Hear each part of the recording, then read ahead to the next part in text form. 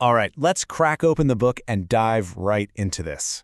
Welcome to today's Explainer, where we are going to explore one of the absolute most thrilling and classic tales ever told. We are stepping straight into the pages of a totally wild, cartoon-style storybook adventure deep, deep in the jungle. So get ready, because we are going on an unbelievable journey to understand exactly how a tiny, defenseless human baby ended up living with a pack of wild wolves. But before we go any further, I want you to just picture something for a second. What would you do if you were raised by a family of wild wolves? And, to make matters a whole lot worse, a huge, extremely grumpy tiger was constantly trying to make you his next dinner. Sounds pretty terrifying, right? Well, that is the exact crazy situation our young hero finds himself in. Let's see how this incredible story actually begins. The story kicks off at exactly 7 o'clock on a very warm, peaceful evening in the Seonee Hills. Father Wolf has just woken up from his day of resting. He scratches himself, lets out a massive, tired yawn, and stretches out his paws to get rid of that sleepy feeling. Right nearby, Mother Wolf is resting with her big nose dropped across her 4 tumbling, squealing little cubs. The moon is shining right into the mouth of their cave. It is just a perfectly calm, beautiful jungle evening. But, spoiler alert, it is definitely not going to stay that way for long. Section 1. Tabaki the Troublemaker. Just as Father Wolf is getting ready to spring downhill and hunt for dinner, a very sneaky, annoying visitor shows up. Enter Tabaki the Jackal. Now, the wolves of India absolutely despise Tabaki. And why is that? Because he runs around making trouble, telling tales, and eating literal rags and pieces of leather from village rubbish heaps.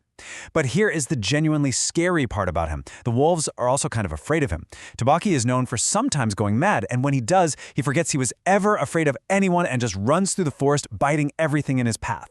Today, though, he is just looking for a snack. Father Wolf stiffly tells him there is zero food here, but Tabaki just scuttles to the back of the cave and happily finds a dry bone to crack. After finishing his bone, Tabaki wipes his lips and says something that seems nice on the surface, but is actually incredibly sneaky. He slithers up and says, "How beautiful are the noble children! How large are their eyes!" Now, why in the world does this make Father and Mother Wolf so uncomfortable?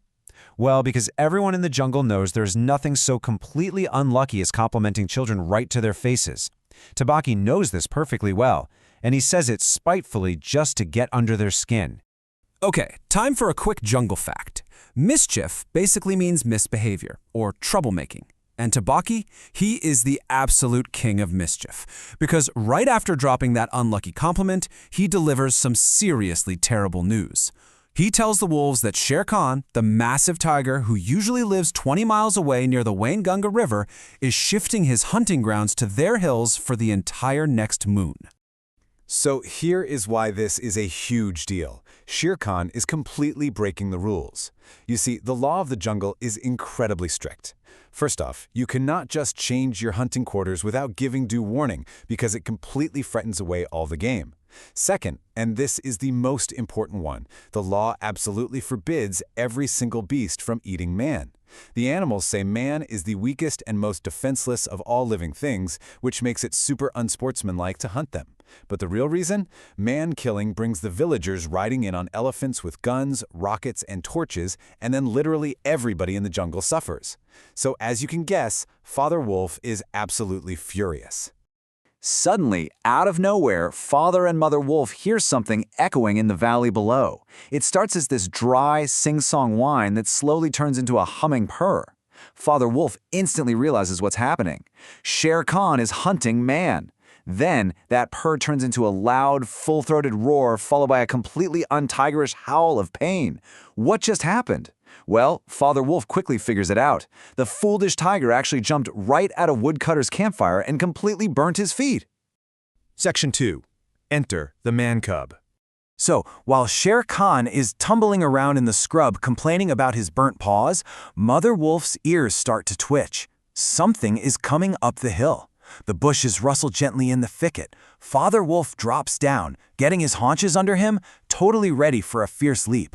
But then he completely stops himself mid-air, because right in front of him, just holding on to a low branch, is a tiny, naked human baby, a little man's cub. The story describes him as soft and dimpled, like a little atom. But you want to know the most amazing part? This tiny baby just looks right up into Father Wolf's fierce, scary face, and he actually laughs. He is completely fearless. No fear whatsoever. Section 3. Shere Khan attacks. Mother Wolf has never even seen a man cub before, so she tells Father Wolf to bring it right into the cave. Father Wolf, who is incredibly strong and fierce, uses his powerful jaws to gently pick up the baby. He is so incredibly careful that not a single tooth even scratches the baby's skin as he lays him down among the cubs. But suddenly, huge, heavy footsteps come stomping right up to the cave entrance. The moonlight is completely blocked out because Shere Khan's giant square head and massive shoulders are thrust right into the cave opening. Tabaki's back there squeaking behind him. Shere Khan's eyes are blazing angry, and he demands in this booming, terrifying voice, "My quarry. A man's cub went this way. Its parents have run off. Give it to me." He wants the baby. So now we have a major standoff. On one hand, you have Shere Khan, a massive, wildly powerful tiger. But there is a catch here. Because of his massive size, he is physically stuck. The mouth of the cave is simply too narrow for a tiger to come all the way inside, so his shoulders and forepaws are totally cramped. On the other hand, you have Mother Wolf. She might be smaller, but she is packed with fierce bravery. Father Wolf steps up and tells the tiger that the wolves are a free people, and they only take orders from the head of the pack, definitely not from some striped cattle killer. Shere Khan lets out a thunderous roar that fills the entire cave with noise. But Mother Wolf, she is not scared at all. She shakes herself clear of her cubs and springs forward. The story actually tells us her eyes were like two blazing green moons in the darkness. I mean, she was known as Raksha, the demon, for a very good reason. She stares right into the blazing eyes of the giant tiger and tells him flat out that the man cub is hers. He will not be killed. He is going to live to run with the pack, hunt with the pack, and one day, mark her words, he will hunt Shere Khan. Section 4. The true meaning of family. Shere Khan might have been willing to face Father Wolf, but he knows for a fact he cannot stand up against Mother Wolf inside her own cave. He knows she would fight him to the absolute death to protect that baby. So the giant tiger finally backs out of the cave, just grumbling and shouting threats that the wolf pack will never actually accept a human baby. With the immediate danger finally gone, the cave goes back to being peaceful. Mother Wolf drops down, panting, right among her cubs. She looks over at the tiny, naked baby who has already wiggled in and pushed one of her wolf pups to the side just to get warm. Right then and there, she makes a firm decision. She is going to keep him. Because he's so hairless and tiny, she names him Mowgli the frog. And just like that, Mowgli has officially found a home. So what is the crucial lesson of this entire amazing story? It brings us to our big value pick for today's explainer. You do not need to be born into a family to belong. What truly makes a family is love, courage, and loyalty, not blood.